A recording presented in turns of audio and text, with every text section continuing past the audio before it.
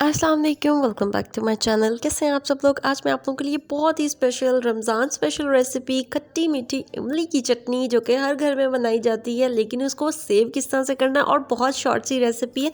तो चलें, आज मैं आपको कंप्लीट वीडियो में टिप्स भी शेयर करूँगी, लेकिन अगर उससे पहले आप मेरे चैनल पर न्यू है और अभी तक आपने सब्सक्राइब नहीं किया तो प्लीज़ जल्दी से सब्सक्राइब कर लें। तो चलें रेसिपी को स्टार्ट करते हैं। इमली मैंने यहाँ पे ले ली है 200 ग्राम और इसको मैंने ओवरनाइट के लिए 2 गिलास पानी में सोख करके रख दिया था।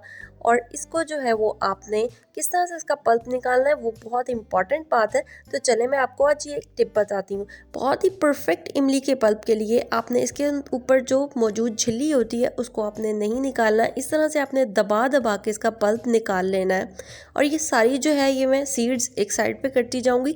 इसको भी हम यूज़ करेंगे, किस तरह से नहीं यूज़ करना है वो भी मैं आपको बताती हूँ।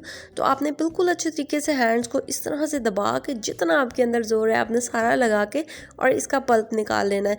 हम इस तरीके से अगर पल्प निकालेंगे तो वो बहुत ही अच्छा और बिल्कुल परफेक्ट पल्प निकलेगा। अदरवाइज़ अगर हम इसकी झिल्ली को भी उतार लेंगे और गुठलियाँ सिर्फ वेस्ट करेंगे तो उससे क्या होगा कि झिल्ली जो होती है अगर आप उसको ग्राइंड भी कर लेते हैं वो परफेक्ट कंसिस्टेंसी इमली की चटनी की बिल्कुल भी नहीं आती है। तो यहाँ पे ये सारी मैंने इसी तरह से निकाल ली है। अब ये जो बची हुई इमली थी इसके अंदर मैंने हाफ कप पानी डाला और डालने के बाद इसको फिर अगेन अच्छे तरीके से अपने दोनों हाथों से निचोड़ लेना है ताकि इसका जो बाकी का पल्प है वो भी निकल जाए और बाकी हमने इस सीड्स को जो है वो अब वेस्ट कर देना है। इसी तरह से ये मैंने सारा निकाल लिया था और निकालने के बाद इसको हमने पल्प में ऐड करना है। हमने इसको किस पॉइंट पे छानना है वो भी मैं आपको बताऊंगी, वो भी बहुत इंपॉर्टेंट टिप है। तो ये इस पॉइंट पे हम इसको नहीं छानेंगे। अब हमने ले लिया है एक अदद फ्राइंग पैन और मैंने फ्लेम को कर दिया था ऑन और सारा पल्प हम इसके अंदर ऐड कर देंगे। पल्प ऐड करने के बाद जब तक इसको बॉयल नहीं आ जाता हम बाकी के इंग्रेडिएंट्स इसमें ऐड नहीं करेंगे। और इसमें हमने बहुत ज़्यादा पानी भी नहीं डालना है क्योंकि ये क्विक एंड इजी है, फटाफट होगी। क्योंकि पानी ऐड करने से क्या होता है कि बहुत टाइम लग जाता है इसको कुक होने में। तो सिर्फ हम इसके अंदर जो हमने सोक करते हुए पानी डाला था वही इनफ है। यहाँ पे मैंने तकरीबन 400 ग्राम चीनी ले ली थी। अगर आपके पास 200 ग्राम इमली है तो आपने 400 ग्राम चीनी लेनी है। यहाँ पे मैंने ले लिया है जिंजर पाउडर। लिटरली इसका बहुत अच्छा इमली की चटनी में फ्लेवर आता है, आप लोग ये ज़रूर ऐड कीजिएगा। अदरक का पाउडर ऐड करने के बाद यहाँ पे मैंने डाला है नमक, हाफ टी स्पून। इसके खट्टे को मैनेज करने के लिए नमक लाजमी इसमें इस्तेमाल करना है। और यहाँ पे मैंने कुटी हुई लाल मिर्च का इस्तेमाल किया है ताकि कुछ खट्टा, कुछ मीठा, कुछ जो है वो थोड़ा सा स्पाइसी हो। तो बस हमने इसको बहुत अच्छे तरीके से कुक कर लेना है। इतना कुक करना है कि जो चीनी का पानी है वो ड्राई हो जाए।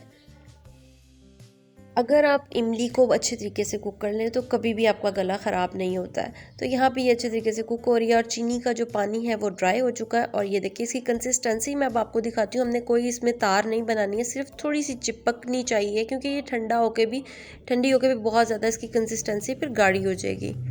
तो यहाँ पे स्ट्रेनर की मदद से मैंने इसको छान लिया है। मिर्च के जो बीज होंगे वो भी निकल जाएंगे। टेस्ट बस हमने लेना था वो भी आ चुका है और जो इसके छोटे छोटे इमली के ज़रात होते हैं वो भी निकल जाएंगे। इस पॉइंट पे मैंने इसको इसलिए छाना है क्योंकि पहले वाले पॉइंट पे बहुत ज़्यादा ये गाढ़ा पल्प होता है इसका, तो ये भी थोड़ी सी पतली है तो इसलिए मैंने छान लिया। ये देखें कितना इसका वेस्ट निकला है और माशाल्लाह से हमारी चटनी जो है वो रेडी हो चुकी है।